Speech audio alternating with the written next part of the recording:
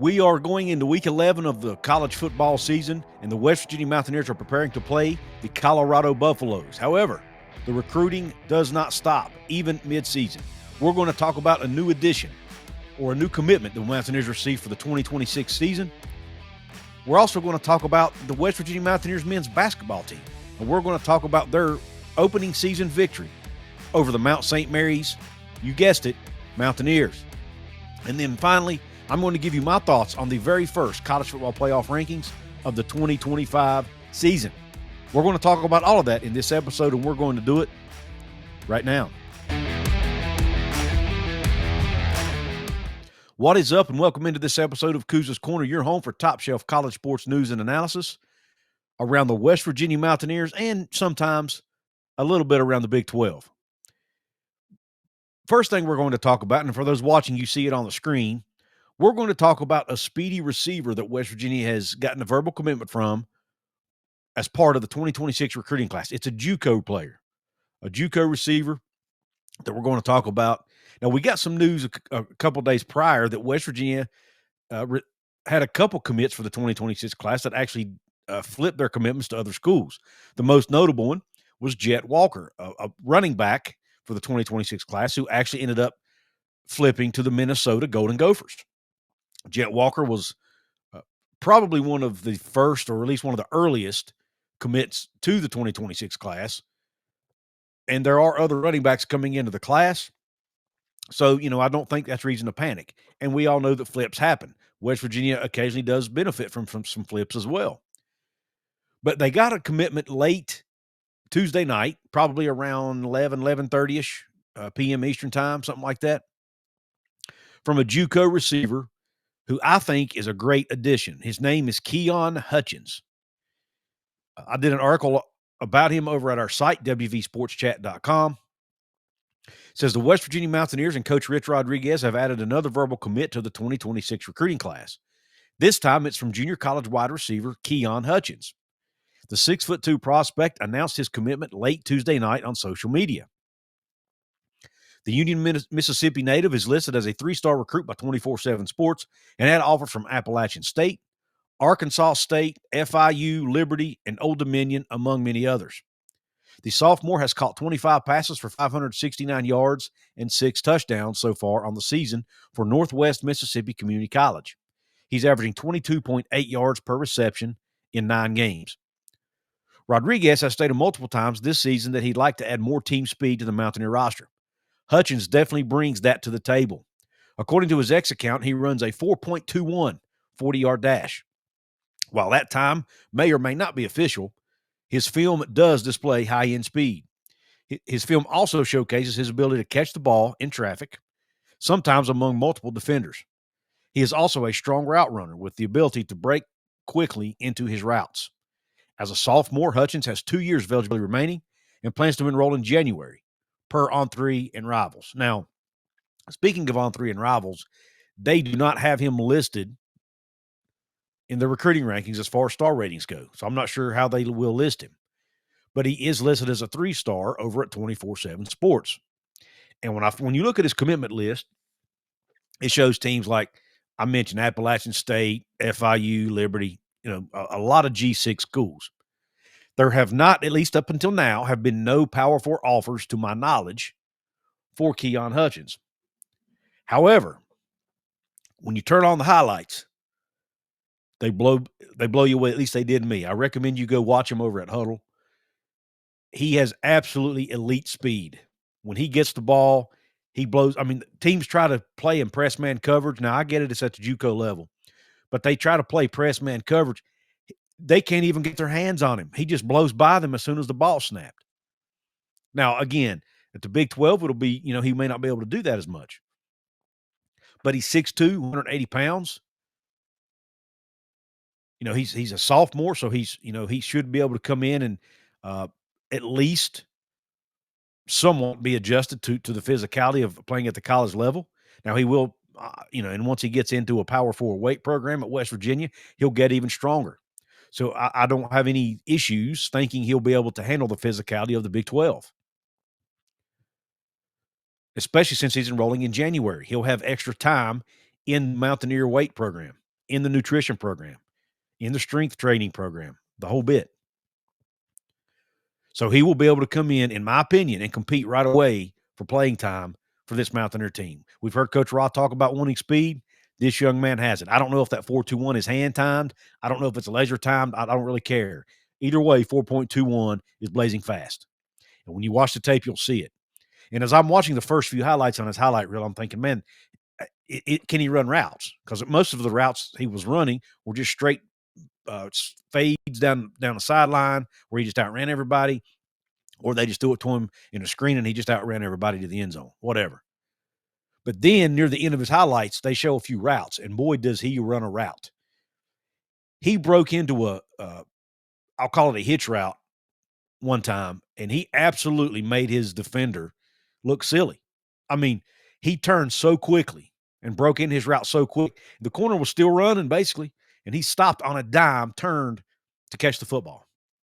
Super impressive to me. Now, when you look back to the offers, I was wondering why he didn't have a ton of offers. So I reached out to a JUCO scouting service and asked them their thoughts on why he didn't have more P4 offers, and here was their answer.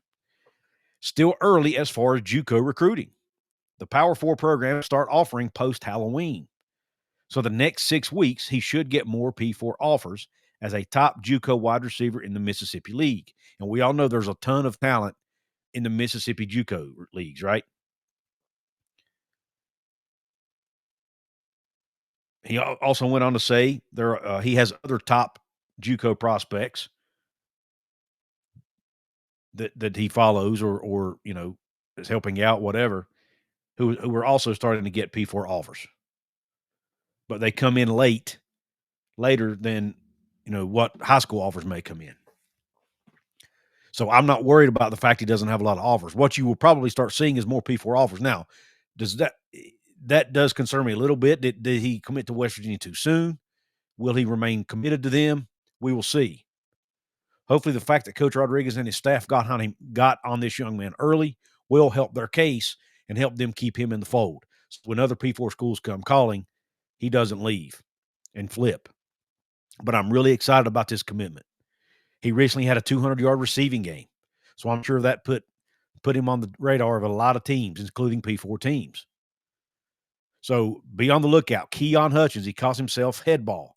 Keon Headball Hutchins. Very, very talented, very, very fast. Again, he's 6'2", so he's got some size to him.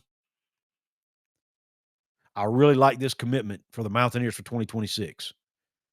So go check him out on social media. Go check him out on his huddle highlights and see for yourself. And let me know in the comments after you do that, what do you think?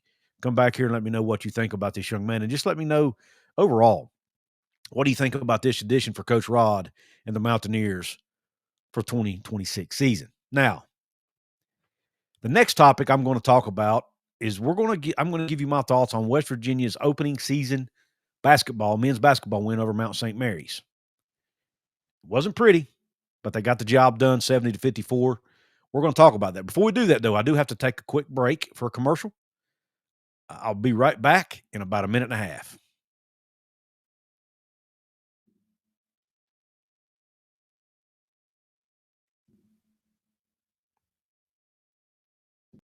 Your season, your shot. The NFL season is rolling, and every touchdown can bring you closer to a payout with DraftKings Sportsbook, an official sports betting partner of the NFL. From first touchdown scorer to anytime TD props or the thrill of live in-game betting, every snap is loaded with opportunity. New customers, this one is for you. Bet just $5 and get $200 in bonus bets instantly. Plus, score over $200 off NFL Sunday Ticket from YouTube and YouTube TV. Download the DraftKings Sportsbook app and use code COUZ. That's code COUZ to get $200 in bonus bets instantly when you place your first $5 bet. Plus, over $200 off NFL Sunday Ticket from YouTube and YouTube TV. In partnership with DraftKings, the crown is yours.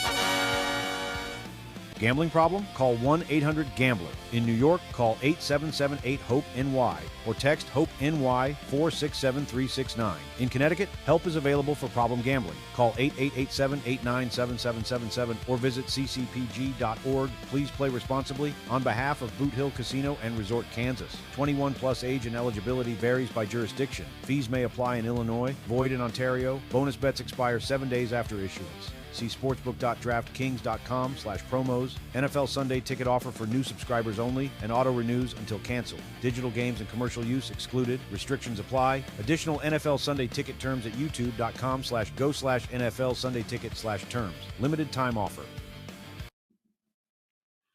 All right. Thank you for being patient, and thanks to DraftKings for supporting what we're doing here on the channel, and to Rogue Sports Network for allowing me to be part of their Rogue Media family. Now, reaction to West Virginia basketball's first win of the season. It wasn't pretty. It wasn't pretty. Final score was 70-54. It looked ugly at times. It was only a 6-point game at halftime. West Virginia, it was 35-29 at the half. West Virginia didn't shoot the ball well overall, but there were some positives. But first, let's talk about the negatives, and boy, were they negative. And look,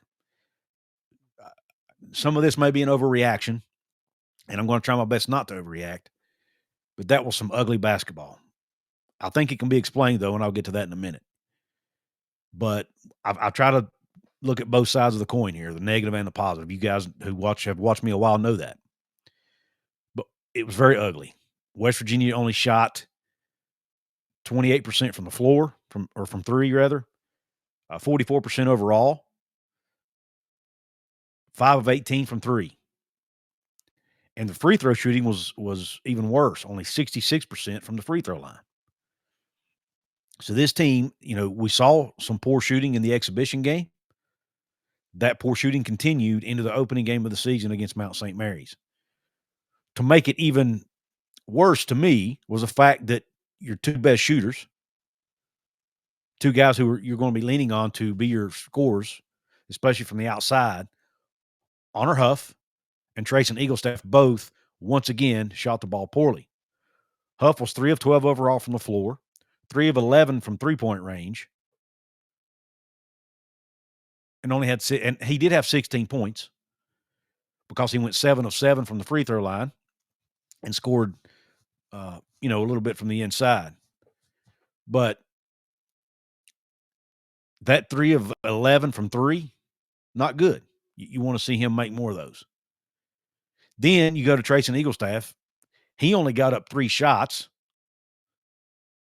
None of them went in, and he was only 1 of 3 from the free throw line. He got fouled on a 3-point shot, only made 1 of 3 from the free throw line. Now, do I expect these two guys to be cold like that every game? I do not. And these guys are going to get some points throughout the season.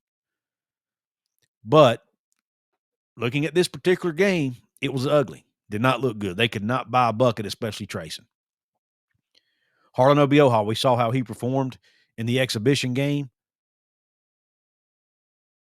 against Wheeling. 19 points. That did not carry over to this one. He only had 5 points in this contest. 0 for 0 from the floor. All 5 of his points came from the free throw line. And he also had 2 rebounds.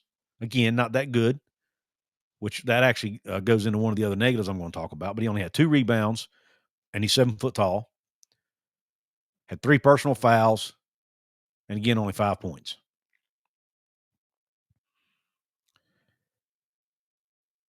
The offense just didn't look good in this game. It looked, again, sloppy at times. Just couldn't make their shots, missing free throws. It kind of reminded me, and I think I texted this to somebody during the game, man, it kind of reminded you of those old Bob Huggins teams. And you remember how at every preseason he'd say, man, we can make shots. We got guys who can make shots. And then they'd go out in games and not make shots. It happened almost a year. It actually became a joke almost on Twitter. But we can make shots. And these teams had a tendency to struggle from the free throw line. Man, it looked so much like, but they play good defense. And that's exactly one of the positives from this game for this Mountaineer team. The good defense. They played elite. I don't know if I want to say elite. That's a strong word. They played really well on the defensive end of the court. held Mount St. Mary's. Mount St. Mary's to 54. Mount St. Mary's is a good program. Yes, they're a mid-major, but they were an NCAA tournament team last year with the same coach coming back and some talent on the roster. You held them to 54 points, forced 20 turnovers. That's right. They turned it over 20 times. Now, West Virginia may have only gotten 29 rebounds to Mount St. Mary's is 38, but you turned them over 20 times. That makes up for the lack of rebounding. And Coach Ross Hodge even said in his postgame press conference, he thinks the amount of West Virginia turnovers that the amount of turnovers West Virginia forced actually skewed the rebounding numbers because they didn't get as many shots up, right? So it's, and as far as defensive rebounds go anyway, which is where most of your rebounds come from. And that's fair enough. Maybe he's right, but still, you don't want to see a nine rebounding margin of 9 against a mid-major school like this, because when you get into Big 12 play, their players are going to be bigger, stronger, and more physical. So I hope that they can figure that out before they get into Big 12 play. But if you can turn Big 12 teams over 20 times, you can win a lot of games, right? So that part of it was good. They were deflecting. Anyone that didn't get steals, they were getting deflections. They were very active with their hands. They were able to use their length to cause problems for Mount St. Mary's.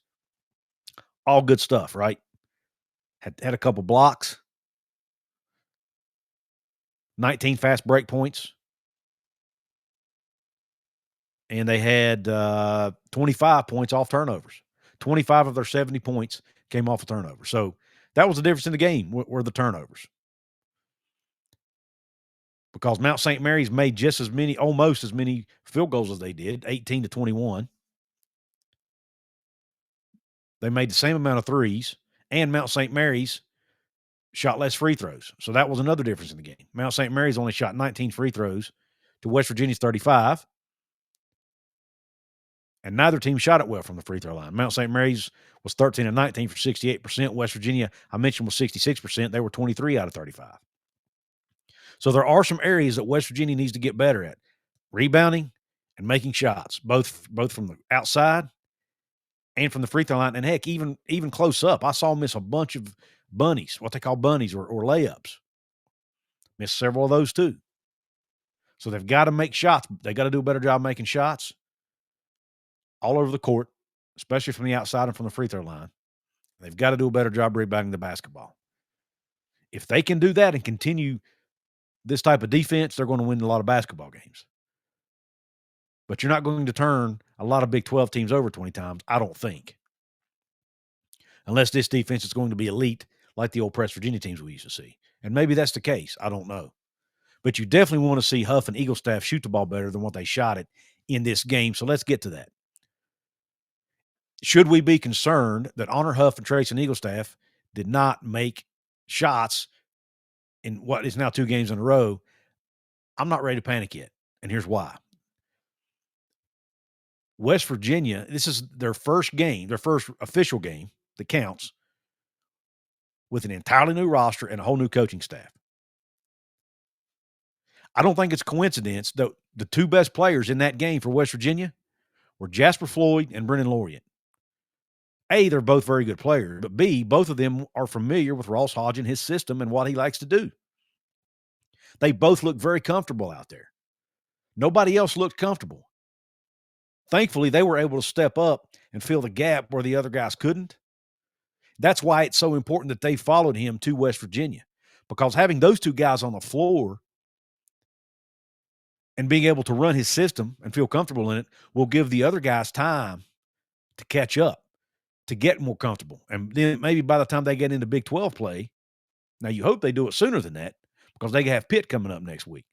But at least by the time they get into Big 12 play, hopefully the entire team, especially the top 8, 9 guys on the depth chart or on the roster, on the bench, however you want to word it, hopefully the top 8, 9 guys will all be more comfortable in the system, in what he wants to do, which will allow everybody to play more freely. A lot of the guys looked like they were pressing last night, like they weren't quite comfortable, didn't know what to do.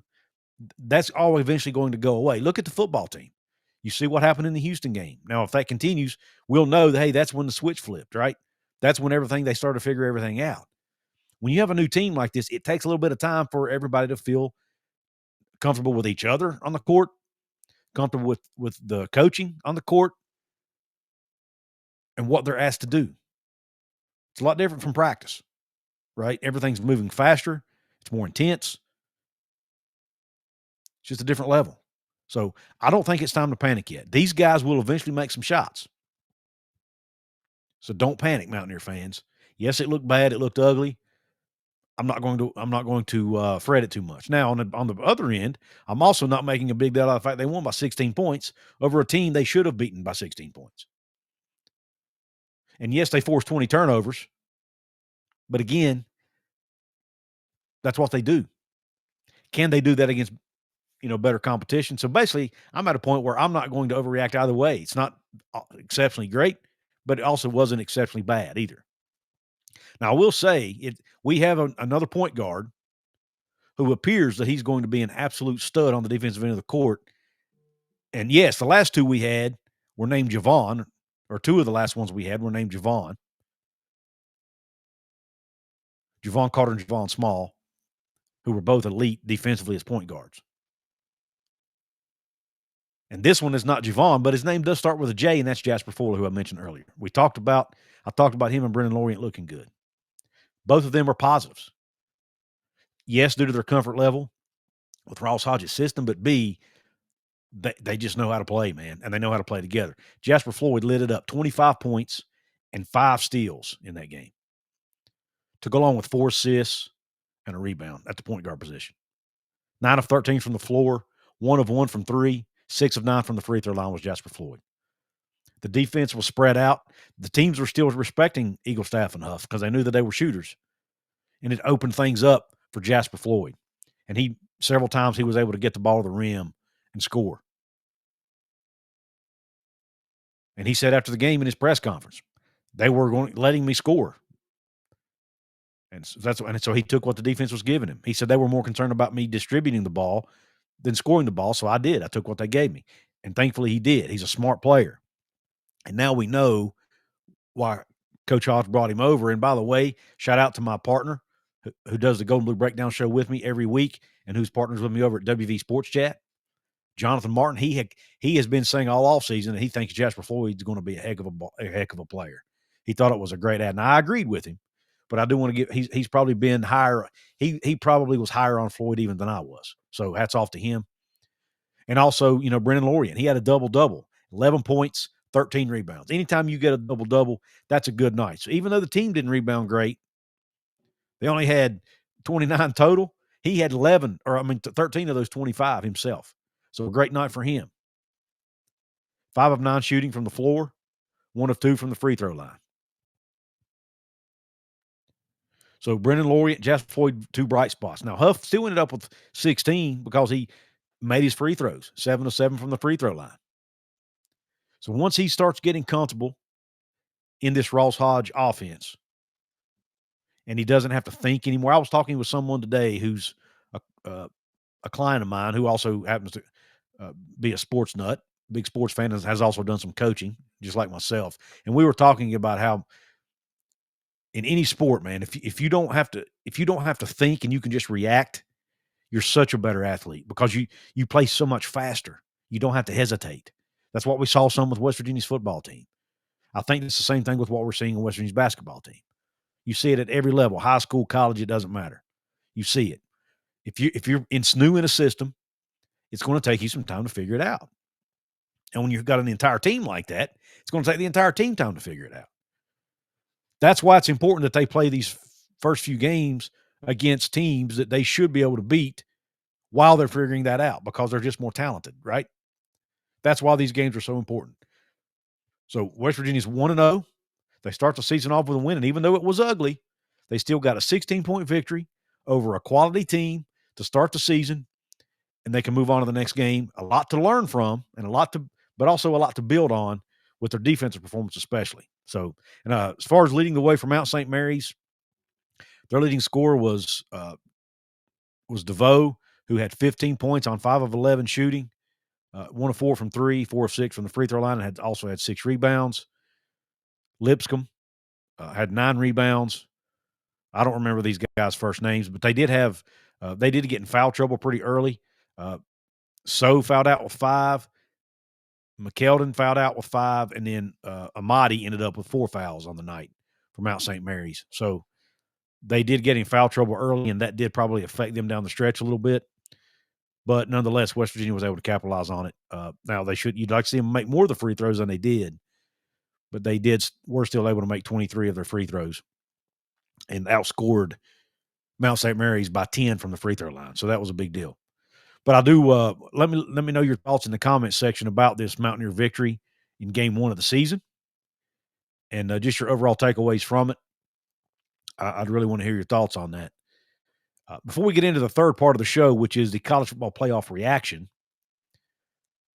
I do want to give a shout out to our other sponsor. You see their logo on the screen. It's for those watching, it's Appalachia Digital. They are the folks who designed the website that I mentioned earlier, wvsportschat.com. They did a great job designing that site. They can do a great job designing your next site. Go to appalachiadigital.com/Couz. Let them know I sent you, and they will hook you up with a great-looking website, very functional website. And if you already have a site for your business or your blog or whatever, and you want to revamp it or level up or get found easier on Google, they also specialize in that as well. So, again, look them up, appalachiadigital.com/Couz. Let them know I sent you, and they will take care of your website needs. Now, let's go ahead and talk about the college football playoff rankings, the first college football playoff rankings of the 2025 season. The Big 12 is in a great spot right now. I'm going to go ahead and do a screen share with you. And we're going to pull up this graphic that On3 put out last night after the show, after the college football playoff selection show.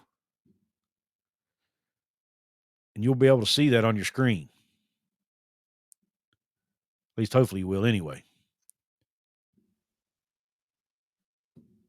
There we go. Maybe that's better. But as you're seeing that right there, as you see 1 through 25, you've got Ohio State at 1, Indiana 2, Texas A&M 3, followed by Alabama, Georgia, Ole Miss, BYU, Texas Tech. So you've got a Big 12 team at 7 and a Big 12 team at 8. Then you have Oregon, Notre Dame, Texas, and Oklahoma rounding out the top 12. And then at 13, you have another Big 12 team with Utah sitting there. So you have 3 Big 12 teams in the top 13 of the very first college football playoff rankings. To round out the top 25, you have Virginia, Louisville, Vanderbilt, Georgia Tech, Miami, USC, Iowa, Michigan, Missouri, Washington, Pitt, and Tennessee. That's right. I said Pitt. I know you probably made you want to throw up in your mouth, but they are in there at number 24. So one thing you didn't notice is you did not see an ACC team in the top 12, did you? Because they don't have one. Highest ranked ACC team is Virginia at number 14. Doesn't mean they can't get in, but it means they have probably a longer route to get there, right? Now, the ACC is guaranteed to get at least one spot because of the way the format's set up. The top 5 highest-ranked conference champions get an automatic bid. That means your Big 12, Big 10, SEC, ACC, and then you'll get one G5 team in there as well. You'll also notice no G5 team is in the top 25 at all. They did make a note.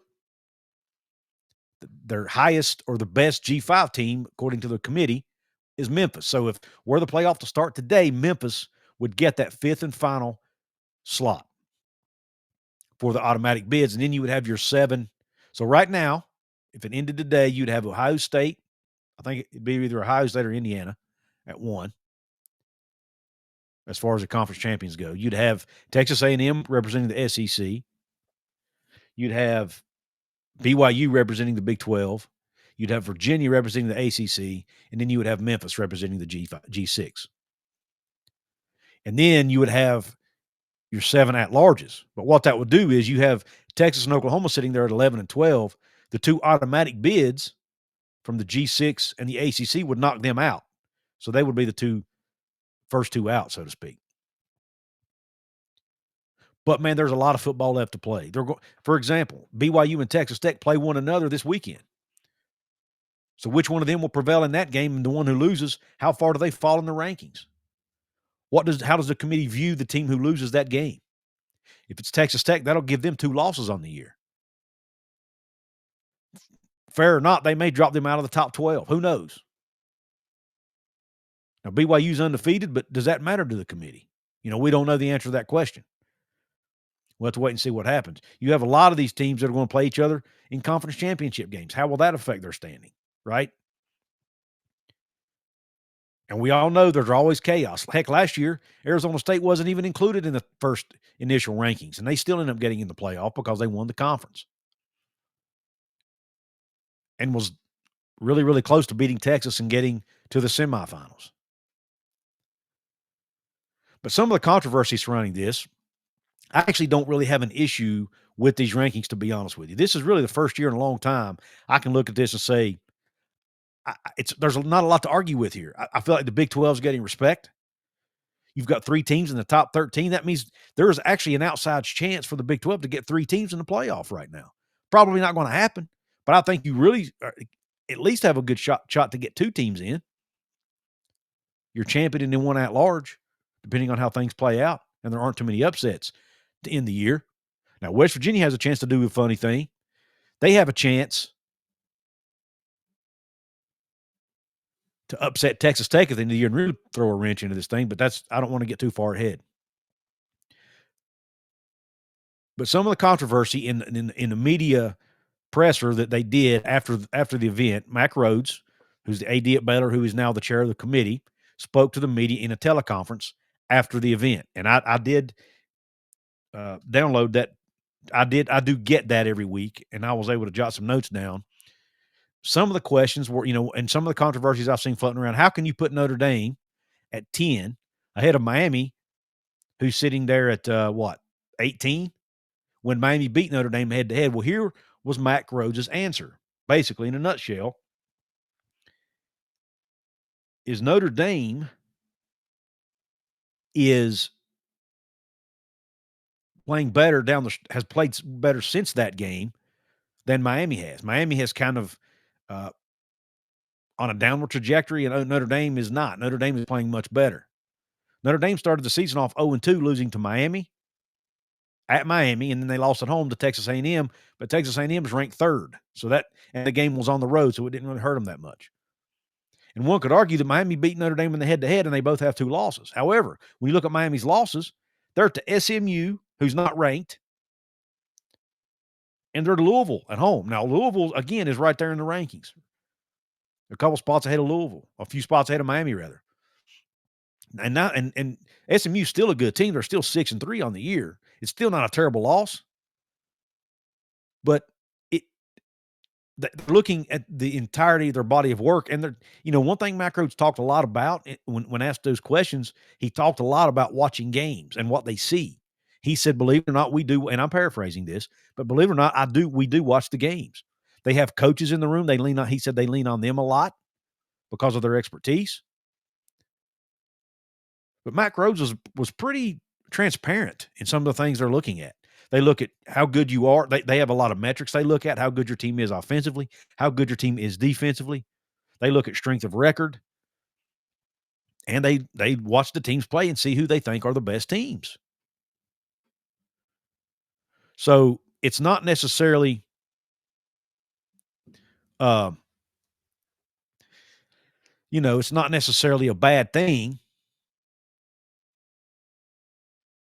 for your team to lose as long as they lose early. At least that's kind of the way he laid it out there. Now, I appreciated Mack Rhodes' transparency, and I do appreciate the fact that he went into some detail and showed that I think he knows ball. He's a ball knower, as they say on social media. But one area he did kind of contradict himself a little bit is when they asked about timing of your losses. He talked about how they don't really look at that. But then he went on to talk about, the Miami Notre Dame piece, and he also talked about how Alabama is ranked so high, even though they lost to Florida State to open the season, who's not a good team. He said they had one of arguably the best 4-game stretch of anybody in the country. And they beat, I think it was 3 or 4 ranked teams right in a row without a bye. He said that's, almost unheard of in the SEC. So he felt like Alabama's got a bump for that. So that, to me, that means the timing of your wins and losses does matter more than what they might want to let on. And we all know how you're playing at the end of the season always matters anytime you're dealing with a committee. Look no further than West Virginia getting snubbed in the NCAAs last year. They were not playing good down the stretch and they used Tucker DeVries's injury as a reason to leave him out. We saw the same thing happen with Florida State, even though they were winning. He talked about quarterback play with Ty Simpson and some of these other teams. So, at the end of the day, I think his explanation made sense. You have to look at their body of work, and right now, if you put Notre Dame and Miami on the field today, Notre Dame probably wins that game based on, and I think that's probably how the committee looked. And also, and I actually disagreed with Notre Dame being ahead of Miami at first. And then I saw somebody on social media, and I wish I could credit them, but I don't remember who it was. It was late last night when I was just doom scrolling, basically. But somebody put on social media they took the old BCS metrics that used to be used, the computer rankings from the BCS, and put them side by side with the committees, and man, they were really, really close, including Notre Dame. The BCS also had Notre Dame right at or about 10th in their rankings and ahead of Miami. So, and I've been one of those people who thought they should bring back the BCS system, at least the computer piece of it. And if I'm going to say that, and I'm a believer in that system, then who am I to argue with it? And the committee came pretty darn close to the same thing the BCS would have gotten. Now there were a few differences here and there, but nothing major. And then you look at Oregon, that was one of the other controversies. Well, why is Oregon all the way down here at 9? Well, because Oregon has only beaten one team with a winning record all year. They only have one loss, yes, and it is to Indiana, who's undefeated. But, I mean, when you look at the teams they've beaten, Northwestern is the only team they've beaten with a winning record this year. So they really don't have any high-quality wins. Northwestern's, 5-4 or 6-3 football team right now. So, it's and Northwestern's not a bad team, but they're not a great team either. So Oregon doesn't really have a quality win on their schedule. So therefore, they have them at 9. I think that's fair. You've got Texas Tech and BYU. BYU's undefeated. They deserve to be ahead of Oregon. Then you've got Texas Tech. Yes, they have a loss, but it was against Arizona State, who's a good team. Now you could split hairs and say maybe Oregon deserves to be ahead of Texas Tech, and that's fine. But I think when you look at their overall body of work and the teams they've played and beaten, I think Texas Tech has played a tougher schedule than Oregon. But at the end of the day, it's all going to play out because, like I said, Texas Tech and BYU have to play one another. You may see Indiana and Ohio State in the Big Ten championship game. You may see Texas A&M and Alabama in the SEC championship game, or Georgia and Texas A&M. However it plays out. Notre Dame still has Navy coming up, who's 7-1 right now. They still have Pitt on the schedule, who's ranked 24th in this poll. Pitt could beat Notre Dame. If that happens, Notre Dame will get knocked out. So I personally don't really have an issue with where any of these teams are ranked. I mean, you could split hairs and say, well, Utah should be ranked higher than Oklahoma and Texas. Maybe, but again, they all have 2 losses. All their losses are, for the most part, to good teams. So, I mean, you're splitting hairs at this point, right? Let it all play out, see who beats who, and at the end of the season, then if the rankings at the end of the season are bad, then that's when we can really, rant and rave and complain about it. But and look, we have the right to do that now as well, because this is kind of giving us an idea of what the committee's looking at. But I'll be honest with you, as a fan of a team in the Big 12 and who's gotten on this show and pounded the table about the Big 12 getting disrespected, I can't say that looking at this. The ACC could say that. Now, I think the ACC is just a weak conference this year personally. But if my team's in the ACC, I probably wouldn't agree with that. But if I'm Virginia or Louisville, I'm not real happy right now. Miami has a fair gripe. I don't necessarily disagree with where Miami's at, but they do have a fair gripe. Georgia Tech, they only have 1 loss. They're at 17, and you've got some 2-loss teams ahead of them in Texas, Oklahoma, and Utah. So, there are some fair gripes on here. You could argue that Alabama doesn't deserve to be ahead of BYU, but I would argue Alabama's played a tougher schedule. I think Alabama's right about where they need to be. So, uh, I want to hear your thoughts on this college football playoff rankings, and where do you think the committee got it wrong? Where do you think the committee got it right? Let me know your thoughts in the comments section. Uh, I want to take this opportunity to give a shout out to my paid VIP channel members of this episode. If you want to become a paid member, it's an easy and cheap way to support what I do here to help me keep the lights on. There are two levels. There's a $2.99 a month level, a $4.99 a month level.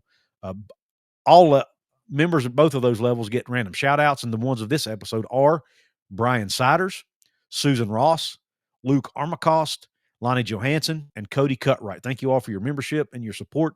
If you're a $4.99 level member, not only do you get the shout outs, but you also get some early access to some content. For example, the Golden Blue Breakdown show that I'll be recording tonight with Jonathan Martin.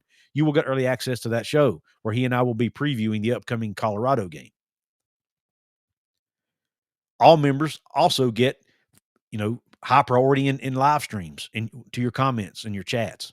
So if you want to become a channel member, there's a join button right below this video on your device. Some devices may not have it. If it don't, go over to my channel homepage on YouTube, and there's a join button there. Now, you can also support me for free by hitting the thumbs up button, leaving a comment, or subscribing to the channel.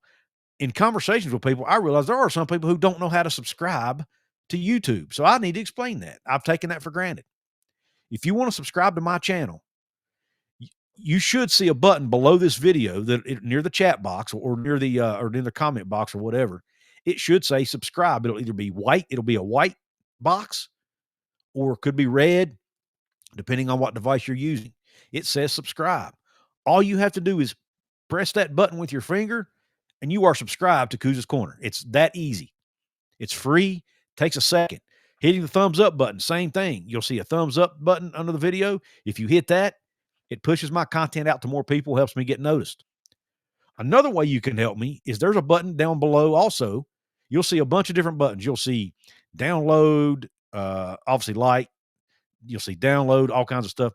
Between the download button and a button that says thanks, or it's a heart with a dollar sign in it, I think, actually, you'll see a button that says hype, HYPE. If you hit that button, again, it's free. It gets my content out to more people. Please press that button. It's one thing YouTube's really looking at heavily right now to push creators, especially smaller creators like myself. So if you wouldn't mind, support me by hitting that hype button. It would really mean a lot. Also have merch. You can get a shirt like the one I'm wearing now that has my Couz's Corner logo on it. There's hoodies, T-shirts, polos, coffee mugs, all kinds of different hats. You can get you a nice Richardson trucker hat like this. The new merch store I have now, the prices are much more reasonable than my old one. And I personally think the quality is better as well. So go check it out. It's through fourthwall.com. Thank them for partnering with me. Go check that out. My merch store, if you want some Couz's Corner merchandise. It's another way you can help me and also get yourself a T-shirt. If you have a family member who loves Couz's Corner, maybe it'd be a good Christmas gift for them. And I'll tell you, I'll make you a deal. If you buy a hoodie from Couz's Corner, from the Couz's Corner merch store, I will throw in one of these, a koozie, a drink koozie. It's my old channel logo, the old Couz's Corner logo with the shot glass on the football. On the back, it says Top Shelf College Football Content. If you buy a hoodie from the Couz's Corner merch store, I will throw one of these in for absolutely free. Send me a screenshot at couz.walker@gmail.com showing that you purchased a hoodie, and obviously put your address in the email, and I will ship you one of these koozies if you send me a screenshot of your receipt showing you bought a hoodie. I appreciate your support. I appreciate you tuning into the channel. If you're listening on podcast platforms, please follow, please subscribe, please, support us over there as well. Leave a 5-star review if you don't mind. That really helps. I really appreciate you tuning into the show. Hope the rest of your day is absolutely top shelf. God bless you, and cue Country Roads.